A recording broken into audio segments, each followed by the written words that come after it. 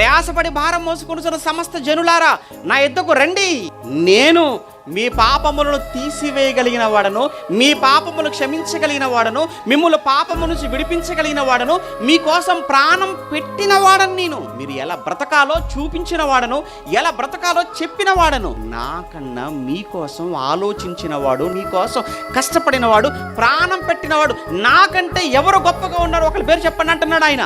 మరి నేనే మీరు అనుకున్న తర్వాత నా దగ్గర రావటానికి ఏంటి? నేను నమ్మకమైన వాడిని కదా, నేను ఎంత కష్టపడ్డానో మీకు తెలుసు కదా, ఎలా సేవ చేశానో మీకు తెలుసు కదా, ఎలాంటి మాటలు చెప్పానో తెలుసు కదా, నేను ఏం చేశానో ఆ రోజు ప్రపంచం కోసం, మీకోసం. ఇంత నాకన్నా పవిత్రతలో కానీ, జ్ఞానములో కానీ, అద్భుతాలలో కానీ, ఏమంటే శక్తిలో కానీ నాకు సాటి అయిన ఏ ఒక్క వ్యక్తి అయినా మీకు తెలుసా? ఆయనకు మించిన పవిత్రత కలిగిన వాడు ఎవడున్నాడండి భూమి మీద?